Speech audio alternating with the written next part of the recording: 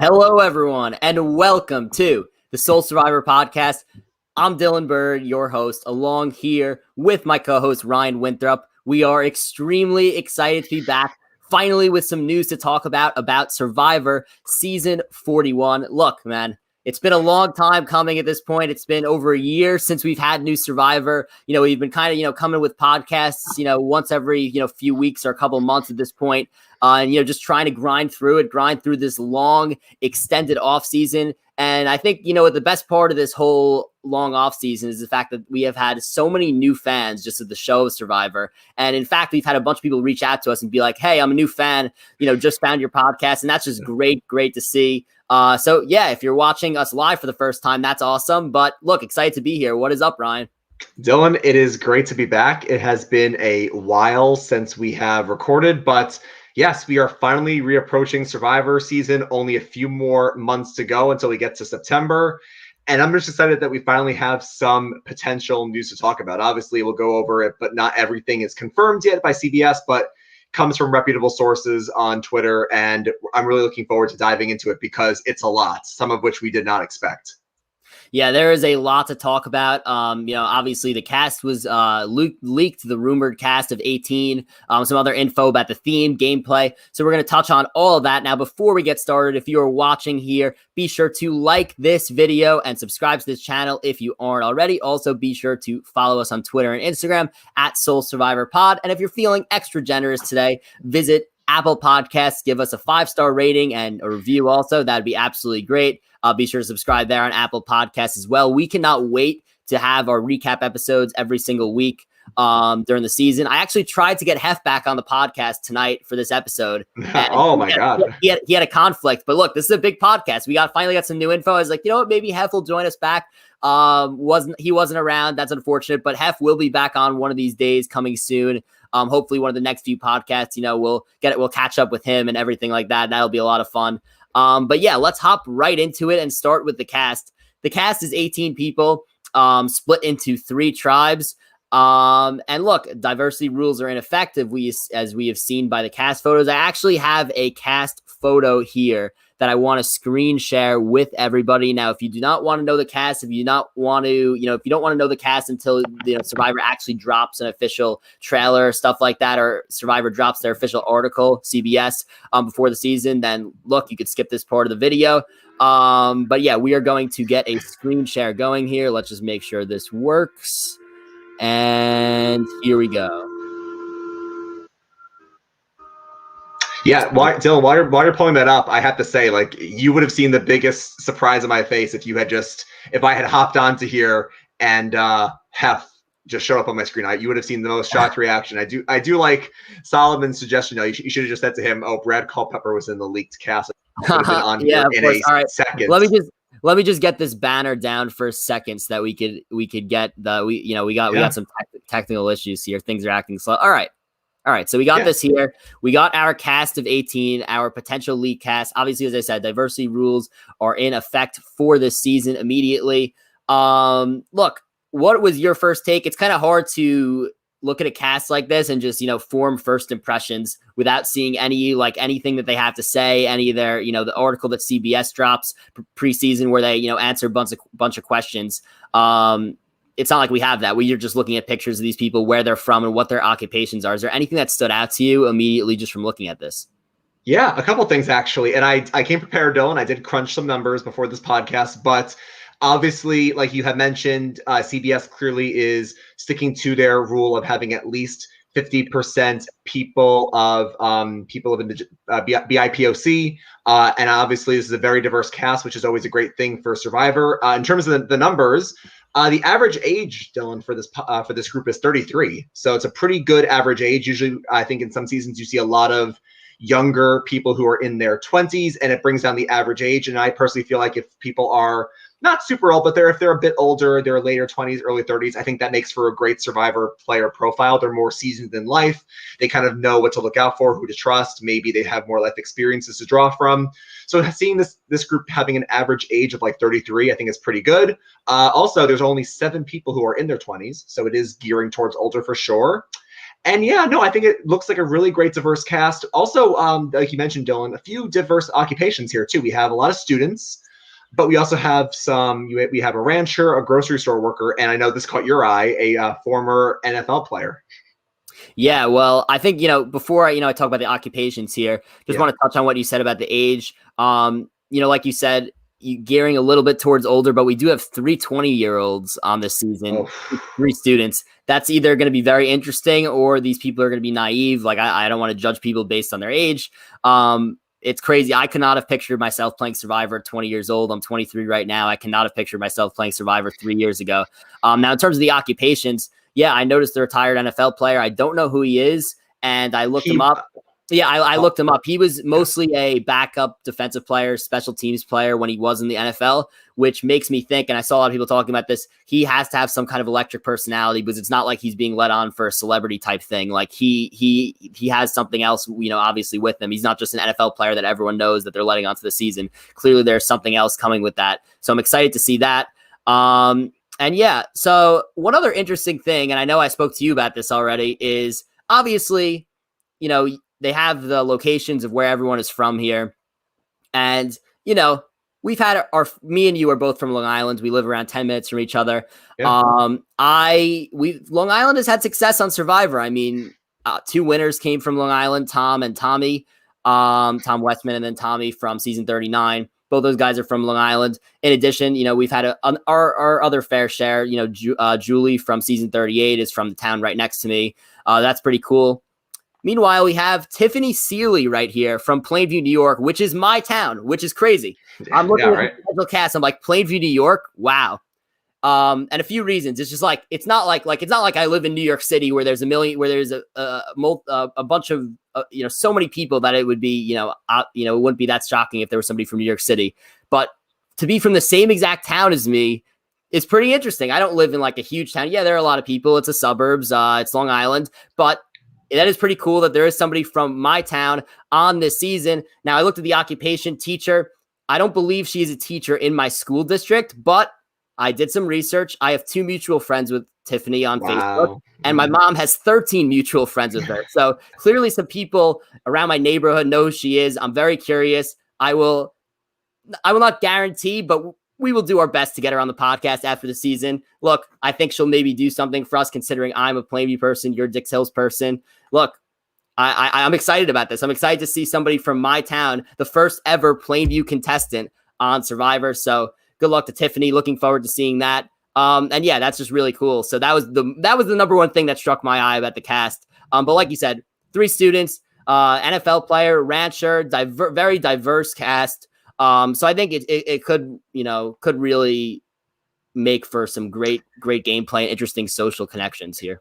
Yeah, before we move on, I was just going to say that obviously this is just the cast. All we have is their name, their age, where they're from, and their occupation. I can't wait until, Dylan, we get the official CBS release of, what are 3 words that describe you? What's your strategy coming in? Who's your favorite player? Because those really, to me, if we ever do a draft or if I ever make a winner pick, I look a lot at how are you going to come into this game and what players do you like, but also who are you most like? Because if someone goes, oh, I'm like Parvati, very few people are like Parvati. So you need to have like the wherewithal to know who you're most like. Like I would love to say I'm a Tony Blachos, but I'm not. I probably would be the most similar to like an Adam Klein, for example. So like you need to know who you're like, how you'll play.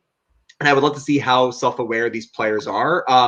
But we do need to wait for the official cast bios to drop. The one other thing I was going to add, Dylan, when you were going over the 20-year-old. So we have Xander, Liana, and I think one more person's in their 20s here. Jarius right here. Yeah.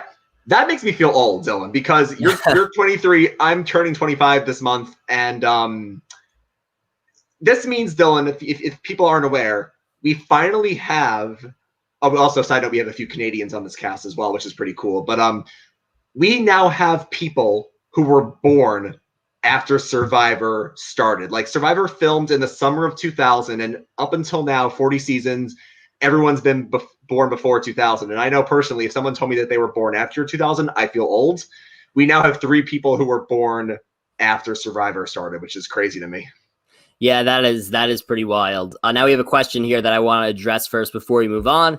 Are you guys going to be watching Survivor South Africa? Personally, I have not watched International Survivor. Maybe I'll give it a chance at some point in time. So no, I will not be watching, at least in the near future. What about you, Ryan?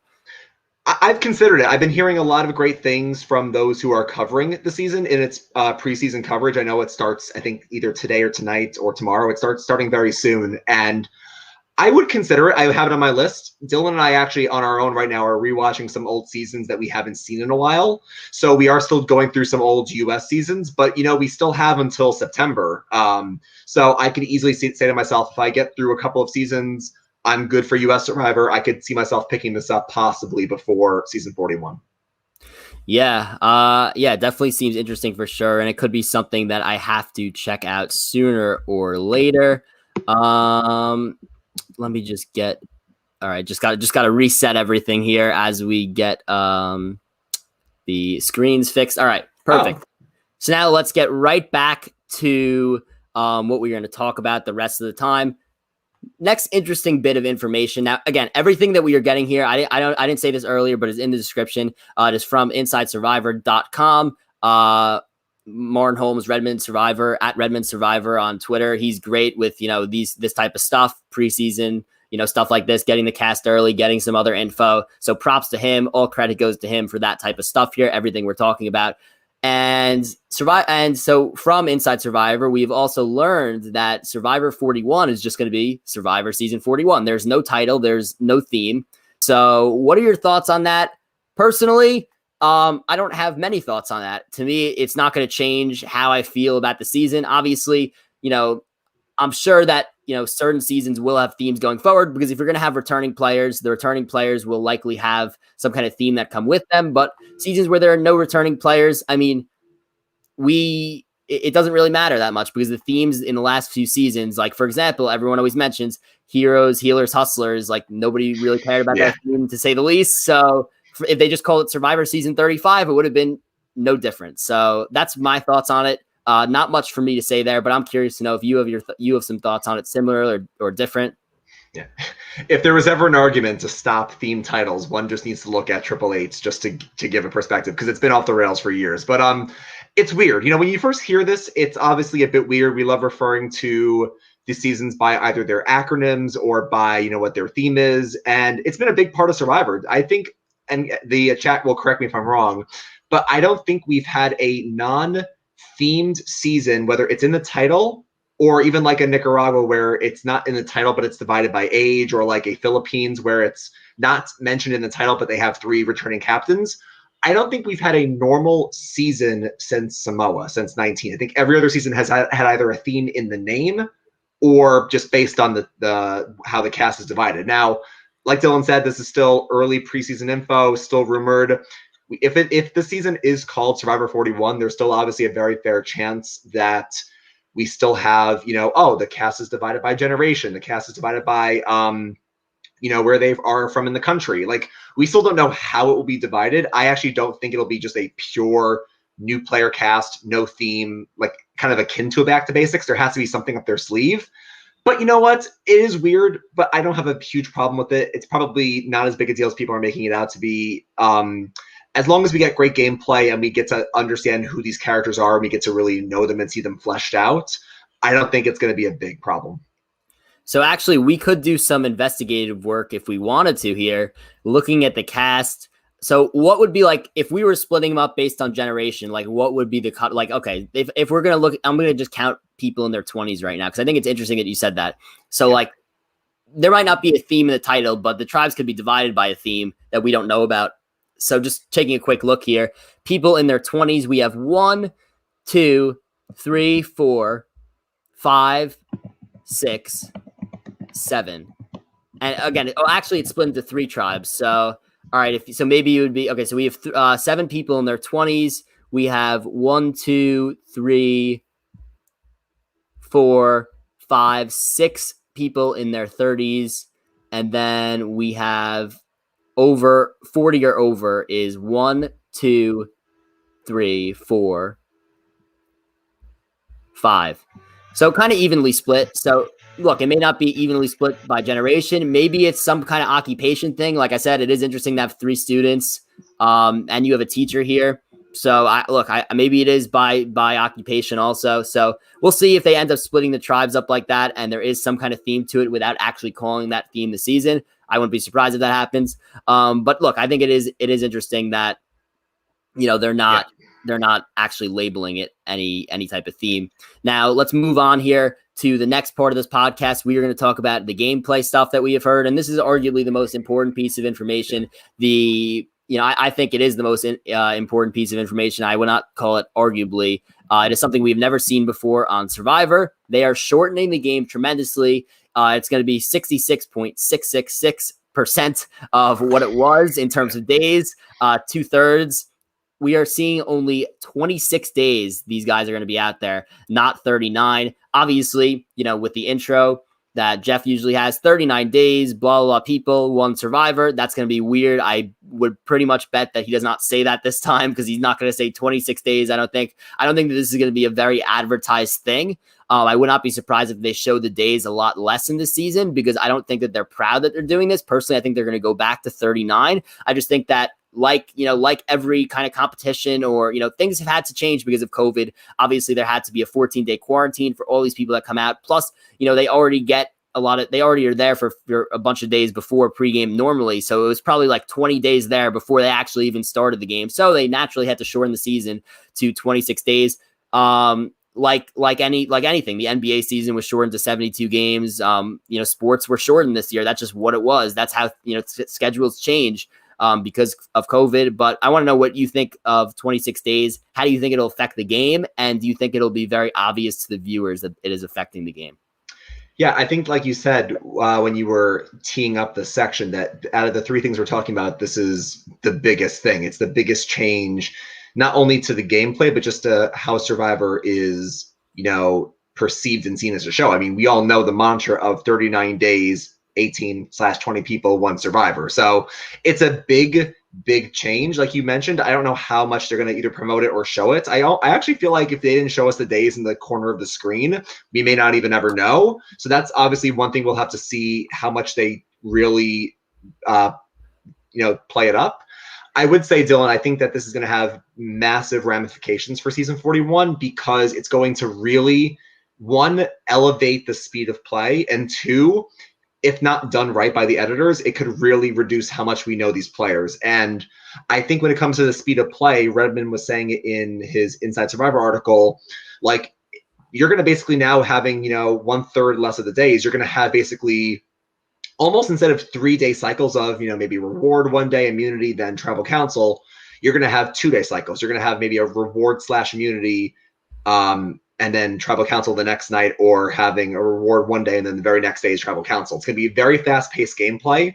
It would not surprise me if we see a lot more either big moves, big mistakes, fast-paced decisions, just because the pace is going to be a lot quicker. And then just really quickly about the characters, I just worry that, and I know they have to do it due to COVID, but I worry that if they don't really take the time to show us who these people are, if we don't get to know David or Eric or Danny or Deshaun or whoever it is, like we may not get to really understand how they are as a player and how they really, especially like a social game. Like imagine if we saw less of Michelle Fitzgerald and we didn't get to appreciate her social game if we didn't get to see a lot of it. So I think it's a very weird change, but I'm hoping they do a great job with it. Yeah, so Solomon, I think that everything you said is very valid, and Solomon brings up a good point here. This is the first thing that came to mind for me. Less focus on relationships now with such short time. So one thing that Jeff said, I don't have the direct quote, but in one of the videos that CBS released the other day of Jeff talking from the beach, he said from the beach while he's filming, he said something like, "It's a brand new Survivor. It's fast paced. It's very hard to win." My thought, obviously, he's trying to hype up the season. That's his job. He's a host. But I think that he makes a good point. Obviously, Solomon here, less time to focus on relationships. I think that can mean a few things. So in the past, Survivor is a game of alliances. You've seen, guys navigate their alliance, but, people form genuine relationships out there. People get very close out there, and, some of these alliances are very real. My thought is that if you have less time to form alliances, you're going to have people that are going to be less afraid to make big moves because they're not going to be as tied down to people, for as many days. They may not spend as much time with a certain tribe before tribe swap. They may not spend as much time in general with people, may not have as much conversations with people, which will, give them less time to form genuine relationships, which means that they're not going to be afraid possibly to stab somebody in the back that they don't know as well. Like these are just things that I'm thinking about. So I think that maybe this could end up being a season that's very heavy with big moves. This goes for Survivor 42, assuming that it's 26 days as well, which I think it is. So I think you could get a lot of big moves, which could make for very exciting TV. And I think as a viewer, we are probably not even going to realize any difference of it being short, other than maybe, big moves being more prevalent in the game just because people have less ties to each other. So that's something that I think is, maybe going to be more entertaining for the viewer, that it's shorter. Once again, I do hope they go back to 39 eventually, but given, look, you got to play with the hands that you're given. Would you rather have no Survivor, or would you rather have 26 days? And the answer to everyone watching this, and the answer for me and you, is we'd rather see 26 days of Survivor. So that's my thoughts on it completely. What are your thoughts on that? Less, as Solomon says, again, less focus on relationships now with, such short time. Like what is your thoughts on that? Yeah, no, I think it's possible. I think that we could see more of, also has, as he mentions, more of like a voting block type of gameplay where people are constantly just hopping from group to group. I really do hope that I really just hope that we don't lose out on the relationships. I would hope that people do play more fluid, but we get to see a lot of these characters on the screen. And I feel like, especially bringing up Tommy, as we just said a few minutes ago with the cast, I feel like, Tommy proved that in a modern era of Survivor, we can still see a very social game, one that does not have to rely on immunity wins, nor idols or advantages. He just basically, and also you can argue Gavin. I know Gavin didn't win, but Gavin still played a really amazing game.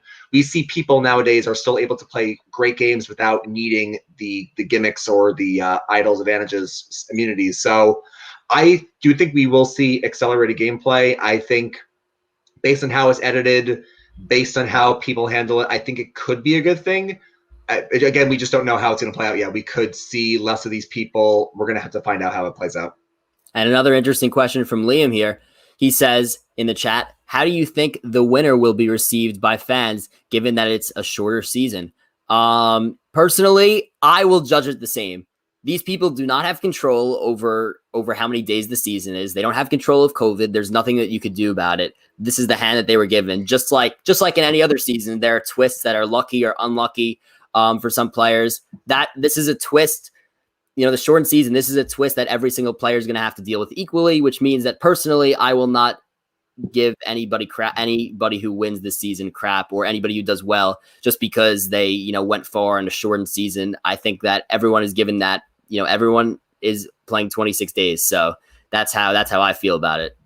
Oh yeah, no, you said it perfectly. You have to play with the hand that you're dealt. Like you can't get out there and get criticized for not being as great of a winner as Yule because you only played 26 and he played 39. That's just not fair. If you play a great game, if you have a lot of agency, you're making the moves, you're great socially, and you play a great game, you should get rewarded and you should get praise for playing a great game. The only people that I could see getting a bit, giving a bit of criticism to these players is maybe those who are like older school players or people who are like very traditionalist, where they believe like, it was harder back in the day, it was 39 days. So you're going to have some people giving them flack, but I don't think a lot of fans are going to jump on someone's case for being the winner of a 26-day season. I mean, I saw people talking about this in the chat, like no matter what, it's more days than Chris Underwood played it regardless. And they're not going to get voted out because there's no edge of extinction. So I think the winner will be received just fine, minus a few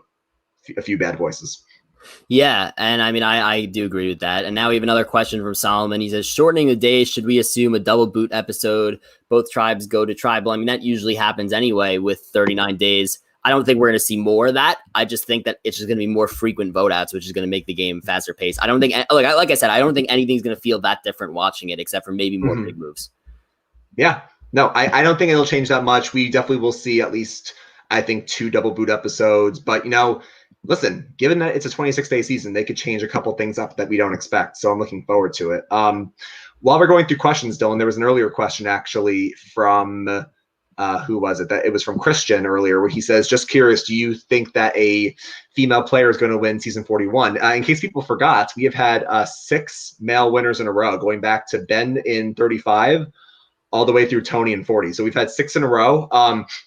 I guess if I was a betting man, I would say, the optics, I feel like that we could see a female winner. I don't know if we'll get 7 in a row. And obviously, fans and players are aware that there has not been a female winner since Sarah. Again, obviously, anything could happen. We could easily get 7 men in a row, but I think there's a decent chance we could see a female winner for sure. Yeah, I agree. I think it's going to come soon as well. Now we have an interesting information from Daniel coming in the chat. Survivor, he says, Survivor South Africa originally utilized a 27-day format. I don't care if 41 is 26 days. As long as Survivor comes back, I am happy. I can see there being multiple double eliminations. Yeah, I completely agree with everything. I will take Survivor no matter how many days it is. I do think they will go back to 39 days once season 43 comes around, assuming that everything is fine with COVID at that point. That'll obviously be a little bit less than a year from now when they start filming 43 and 44. And yeah, Christian agrees with me in the chat, says hopefully next year for season 43, it's back to 39 days. I've told you this multiple times. I've tweeted it out. I think that season 43 should be second chance too. I hope it is. I'm curious to see what will happen there. But yeah, we also have one more thing to talk about in terms of the gameplay. And Ryan brought it up here in the chat. He says, what role do you think fire tokens will play? So fire tokens, we have discussed on several podcasts their shortcomings, which we all know there was not a huge payoff to it at the end. We didn't even see half the times that fire tokens were used because people were just buying luxury items with it. And then it had no payoff at the end. So it was like this one big hype thing that was kind of just experimented with in an all-winter season. I'm not sure they should have introduced it in an all-winter season. That being said, they decided to. But look, it's here to stay.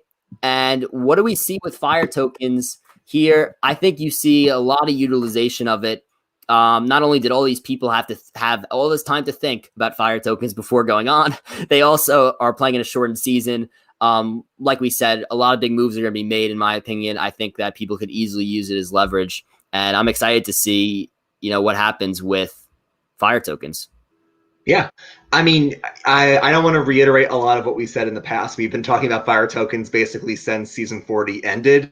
So we've been speculating a lot. I do see a couple people mentioning this in the chat, and I wanted to bring this up. With Dylan and I rewatching old seasons, we've obviously gone back and seen some things that are no longer in Survivor, like the auction or that reward challenge called touchy subjects, where people answer questions about each other and then you chop someone's rope.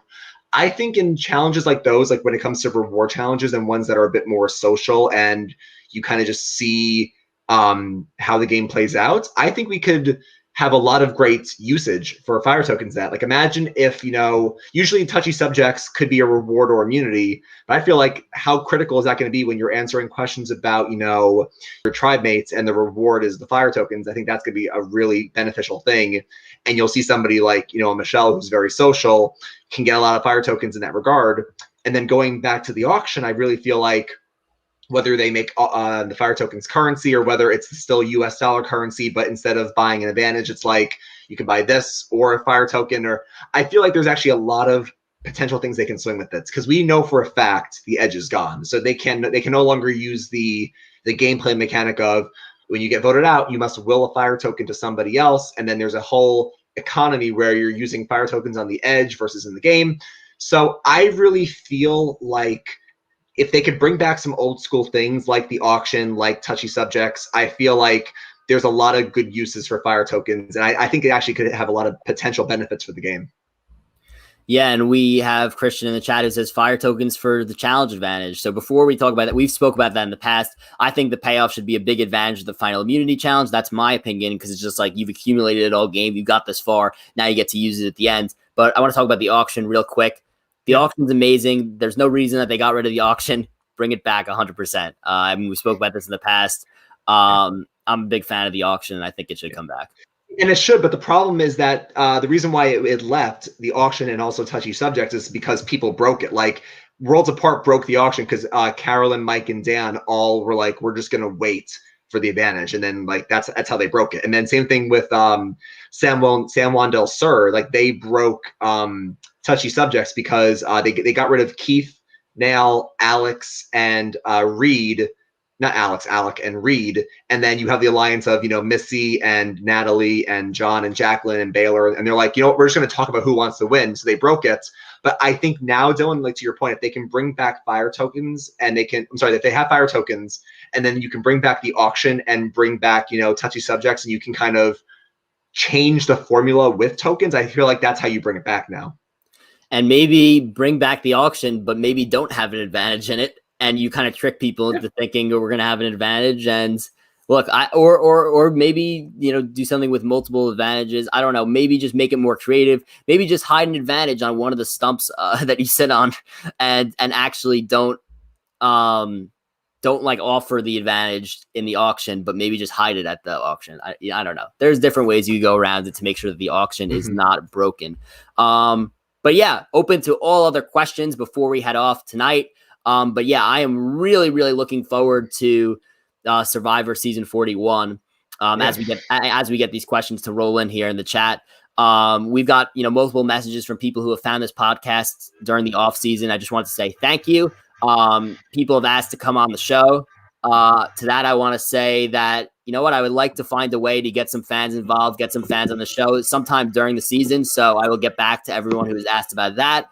Maybe get some people on during season 41, just even if it's just to ask a question or something like that, that would be really cool. Thinking of other, creative stuff to do for Survivor season 41. We're definitely going to do a video when they come out with the article where people are answering questions, giving comparisons to themselves. We will literally analyze every single, interesting answer, and stuff like that. And you bet I will be analyzing and ranking players based on their answers before, we even get started here. Yeah. Obviously right now, all we have is just a face and occupation. So it is hard to judge, but yeah, I'm really excited, for sure, for season 41. It's great to have new info.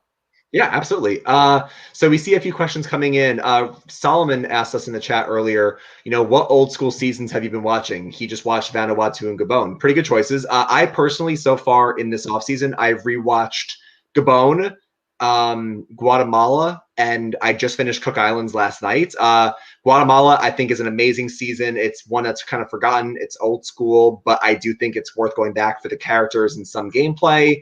Dylan and I have both seen Gabon. He'll tell you Gabon is a train wreck, but it is a fun ride all the way through. And then I just finished Cook Islands last night, and that was actually a really fun rewatch with the characters and a great underdog story. Yeah, so I watched Gabon in Nicaragua over the last month or so. Yeah, so when we started this podcast, actually, so Ryan obviously has always been the super fan. When I came into the podcast, I was the more casual fan. And I'm more of a new school recent Survivor fan. I first just got very, very into it once again, probably around season 31 time. So, and before that, I had kind of just watched on and off throughout the years. But yeah, so I've been basically working on filling in the blanks and stuff on stuff that I didn't remember or maybe even haven't seen yet. But I did watch Gabon and Nicaragua recently. Both, so a lot of people compare Gabon and Nicaragua for a lot of reasons. Both are considered to be train wreck seasons.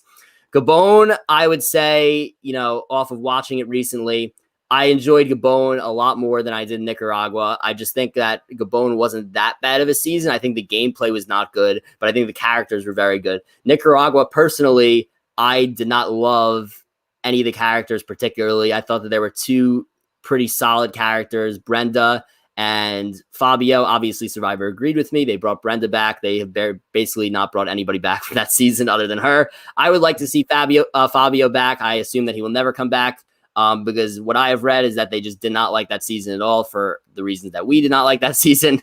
So yeah, I would not be surprised if we don't see anyone else back from that season. Gabon, I would like to see some players come back as we see in the chat here. Solomon says, love Gabon, bring Ken back. Very underrated player. Yeah, I agree. That would be great if he was back. Honestly, I would be fine seeing almost anybody come back from season 17. I'm curious to see how players in these train wreck seasons maybe would do in a much smarter type season, if that makes sense. But not good. I don't think good, honestly. I think you put someone from Gabon on a normal, they flop. We have Lightning Blitz here says, what about Marty? He was great in Nicaragua. Personally, I was not a huge Marty fan. I know you were, Ryan. My reasoning is that like I think that he thought he knew a lot more than he did, and he came off as very arrogant because of that. But like, there was no reason for him to be arrogant. It definitely ruins his game. Like I think he was so knowledgeable, yes, but you know, when you're knowledgeable, you can't make it seem like you're knowledgeable. And there's a reason why Fabio won that season. Not saying Fabio was as knowledgeable as he made. You know, he made it seem like he was flying under the radar. I think for a season like that, he played, you know, pretty much the perfect strategy, just because, you know, people in that season 21, a lot of the votes were just based off emotional decisions, and that's something that Fabio realized, and as a result, he kind of just coasted to the end, and then eventually, when he needed to, won his 3 immunities in a row, and you know, good on him for that. But yeah. No, Marty is fun because he's not an amazing player. Marty does not do great on a lot of seasons, but he's fun because he's cocky, and he's not the best player that season. He's just fun because he's a villain. So. Yeah, I mean, 2 people quitting that season, just a train wreck of a season all overall. But yeah, I'm excited to do some other watches soon. But anyway, that is all we have for tonight. I am looking forward to, you know, getting this going. Any more info that comes out, we will be sure to talk about. I assume that the Survivor 42 cast could be coming out, you know, it's probably, I mean, they're filming it right now. Probably in a month or so, it'll come out, the cast. We'll do a video again on that, talking about that season, the cast of that, you know, just our first immediate reactions to stuff like that when that comes out. Just a reminder, you could follow us on Twitter. I'll put the banner up here again. You can follow us on Twitter at Soul Survivor Pod. You could follow us on Instagram at Soul Survivor Pod. Be sure to like this video, subscribe to this channel. Also, if you're feeling generous, be sure to check us out on Apple Podcasts. Give us a 5-star rating and review. And also be sure to comment on this video with your thoughts on the Survivor 41 info that's come out. Again, really excited for the season. We got some ideas up our sleeve for the season, and I know you're excited about that. We may even be getting Hef back for a little bit. So look, it could be fun. Yeah, I'm looking forward to it. Like I said, only a few short months until we're finally back into the swing of things, and I just can't wait. Yeah, and I mean, one thing that we have discussed doing, originally we were, you know, Winners at War, we were only 1 video a week, just recapping. And I think that we are going to try and add in maybe some short form podcasts in between the recaps. So like, for example, if there's a big storyline in the game that we want to even dive into a little bit more, maybe we'll do a short 10 to 12 minute podcast on it, throw it up on YouTube or live, throw it up on Apple and stuff, and just talk about one deep subject for the season pretty, intently. That could be cool. Let us know your thoughts on if you think that short form podcasts on specific topics within the season could work instead of just adding like a second podcast. We just may do multiple short form ones in addition to our recap per week. So that's something that we're working on. If you have any other ideas for us, podcast ideas, be sure to DM us, Twitter, Instagram, comment here, whatever you want to do to get into contact with us. You can do anything you want. And yeah, thank you everyone for watching once again. And let's close it out with how we normally do. I was actually going to say really quickly that I feel like if Hef is back, we have to let Hef do his old closing because we do. It was Hef's thing. I can't just steal Hef's thing once he's back. No, I respect that. I respect that entirely. But you know what? Hef is not here tonight, so I will still close it out. But yes, like Dylan said, thank you for being with us, and we've got nothing else for you. So everyone, grab your torches and head back to camp. Good night.